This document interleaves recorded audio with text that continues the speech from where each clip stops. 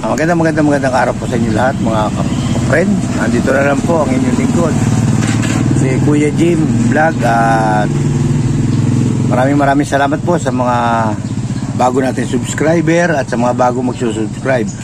At sana po paki-like at paki-subscribe nyo po ang ating munting channel para pagdating po ng araw na dumami ang ating subscriber ay maging charity vlogger tayo. Panoorin nyo po ang paglipad ng aking Z908 Max drone.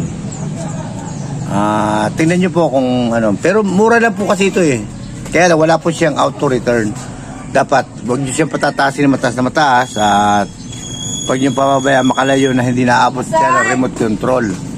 Dahil pag hindi po abot ng remote control, ang drone na po ito ay hindi na po siya babalik. Tungayin nyo po kanyang paglipad. Yan po ating Z908 drone, at yan po siya. At palilipa rin po natin doon sa may barangay hall, at tungayin nyo po ang kanyang paglipad. Bye bye, go! Yan, kasalukuyan na po siyang umaangat dito sa may barangay hall, at meron tayong mga follower na nanonood at gustong makita kung anong itsura ng Z908 sa kanyang lipad. Maganda po kanyang lipad, kaya lang hindi ko po masyadong pinataas, kasi pag siya masyadong mataas ay hindi na po siya makakabalik. Kasi na-try ko na po isang beses, hinabol ko po siya. Kasi pag hindi na siya naaabot ng remote ay lalayo, pag lumayo siya ay goodbye na po ang pera ninyo. At hindi ko po sila suggest na maganda itong drone na ito. Ay kung sa pang beginner lang po, practice. Basta siguro mga 20 meters ang taas, baka mataas, kahit wag mo 20 meter, mga 15 meters lang. At para ang drone ninyo ay naabot pa ng inyong remote. Kasi na-experience ko isang araw, pinalayo ko siya, hinabol ko. Ay kung hindi ko inabutan, pinabagsak ko na lang siya sa may puno, at saka ko na lang sinalo. Ay hindi na siya babalik, kasi po ang drone na ito ay wala po siyang auto return at hindi po siya GPS drone. At ang inyo po lingkod ay nag-iipon pa ng pera para sa susunod na review ay mailalayo na natin ang ating drone. Maraming salamat po sa mga bagong subscriber, at paki-like po ninyo at paki-subscribe ang ating munting channel. Happy viewing po sa inyo lahat. Bye bye. Panoorin nyo po hanggang sa matapos ang ating pagpapalipad ng Z908 drone.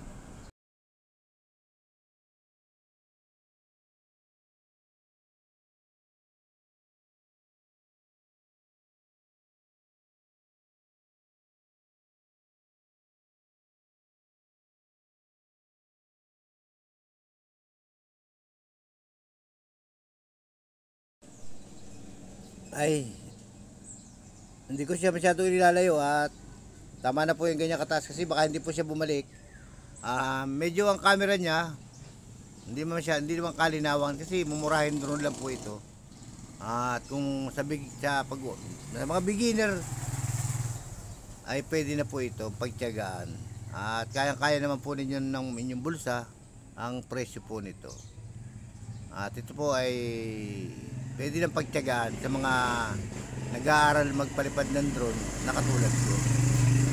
At balang araw makakabili din tayo ng DJI at yung magagandang drone. At nag-iipon pala po tayo ng pera.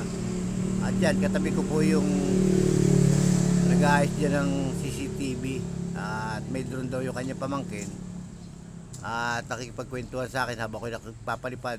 Siguro nagbabalak din siya bumili ng drone. Happy viewing po. Ang taas po niya siguro mga nasa 20 meter lang. Mababa lang po siya, baka wala pa nga. Mataas lang siya doon sa may barangay hall. Siguro mga 15 meter siguro. Ayan ang taas niya, baka wala pa. Hindi ko na, kasi natatakot po akong pataasin ng malayo, kasi ilang drone na po ang aking nagamit o pinaglaruan na hindi na po siya bumabalik.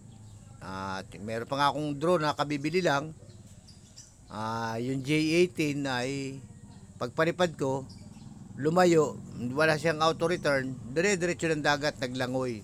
Ay hindi mo naman mapupunta sa dagat at napakalayo ng dagat.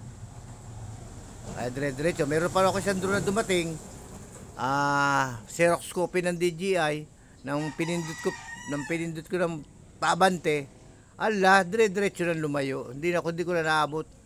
Pumunta raw sa bundok. Maganda yun at yun may kwan.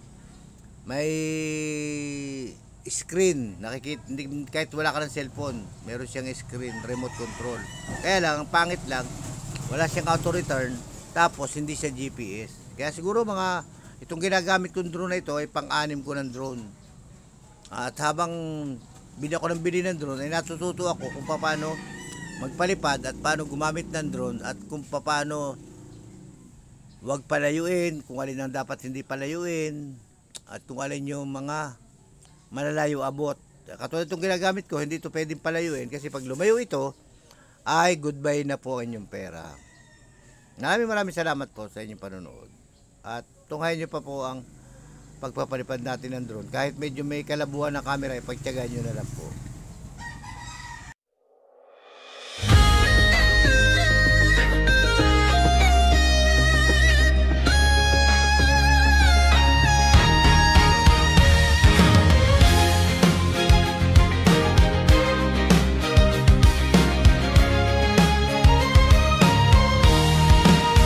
脚下的路满是荆棘，心中的火从未熄灭，每一步都是新的冒险，未来在前方，不容妥协。追梦的心从不退缩，风雨再大也要高歌，让汗水点燃每个角落，梦想就在天边等我。夜空再黑，星光依旧，脚步坚定，不怕失落。逆风奔跑，冲破束缚，只为触碰最亮的星座。追梦的心从不退缩，风雨再大也要高歌，让汗水点燃每个角落，梦想就在天边等我。摔倒了也会站起来，绝不让泪水掩盖光彩。脚下的路虽曲折难行，但心的方向永远明白。追梦的心从不退缩，风雨再大也要高歌，让汗水点燃每个角落，梦想就在天边等我。